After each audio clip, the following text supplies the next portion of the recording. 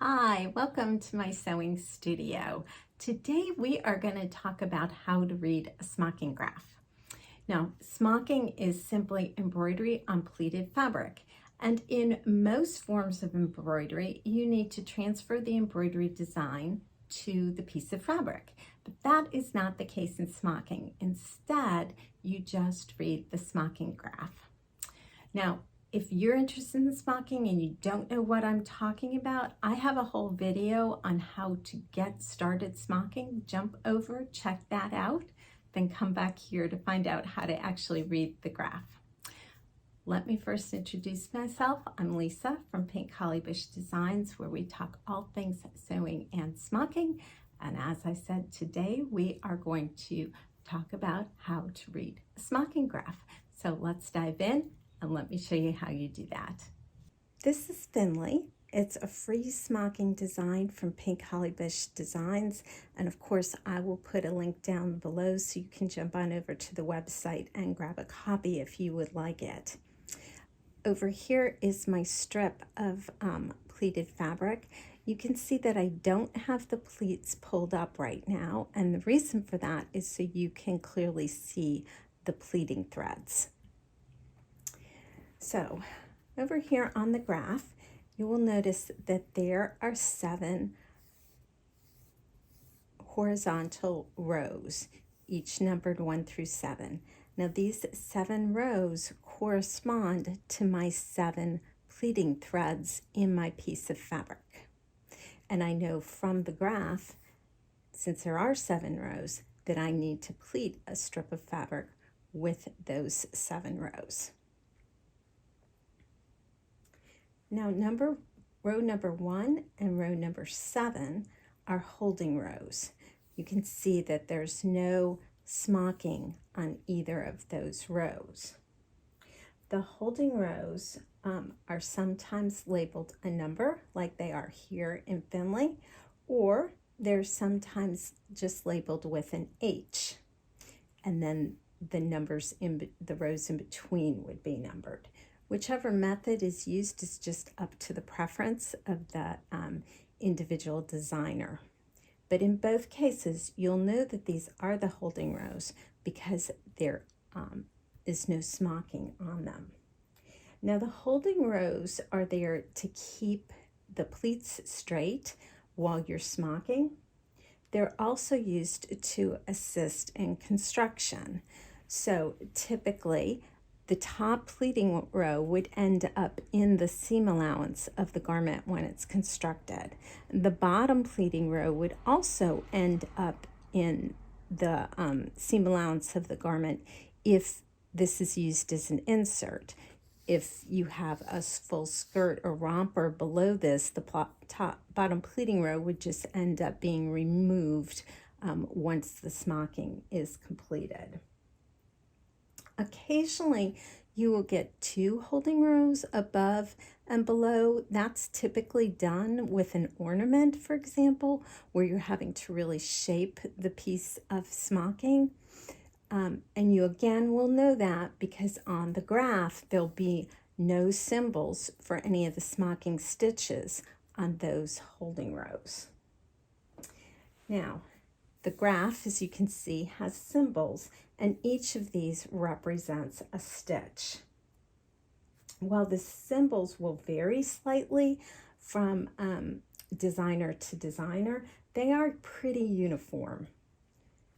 So there might be a key that will tell you what the symbols are, or you might just have to look down to the directions and read them, and then you'll know, okay, this symbol represents that stitch.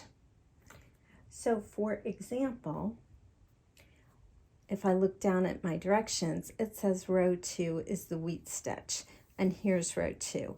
And I know by reading that and then looking at the graph, oh, I am supposed to do wheat stitch all the way across row 2. So over here on my piece of fabric, right here on this thread line, I will do the wheat stitch all the way across. Similarly, on row 3, here's my cable stitch. And I know down here, here's row 3, so I will do a cable all the way across row 3. Row 3 to 3.5 is a cable wave combination. And again, between row 3 and 3.5, I'll stitch that cable wave combination all the way across. So I hope you can see that just by reading the stitches, I know where to put the stitches on the piece of smocking. Now, each symbol here represents one stitch, and in most stitches you would move over one pleat and you would do the stitch on that next pleat and just keep moving across. Now the colors of the graph correspond to the colors of floss used to smock that particular design. So for example, here again, for Finley, I know on row 2 and row 5.5 to 6.5, I'm going to use that light coral color. Where the other rows in between, I'm going to use the dark coral. The graph might also designate the center of the design, or it might just be obvious. Here in Finley, it's obvious that this is the center. Now that's important to know because typically we start at the center and work out to either of the sides. That's how we center a design on our piece of fabric. I do have a whole nother video about that, so I will post that in the link below, as well as you should see it pop up here. So if you need to know how to center a design, go over and check out that video.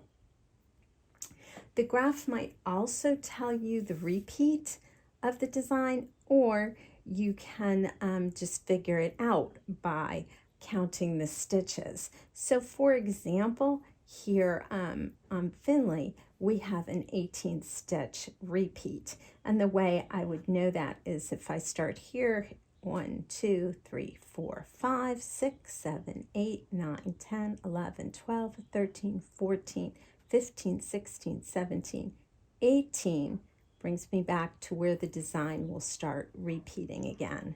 Now that's important if I'm trying to get an exact count, or if I'm trying to make the design connect back up and I'm stitching in the round.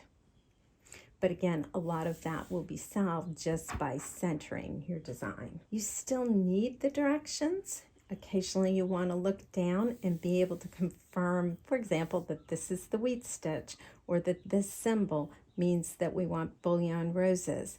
But I hope that you can see that just by having your piece of fabric here and the graph here, I can look, I can read, and I can start smocking along.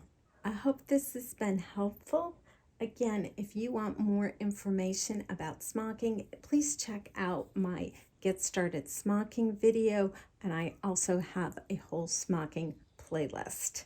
I hope you give smocking a try, and happy smocking.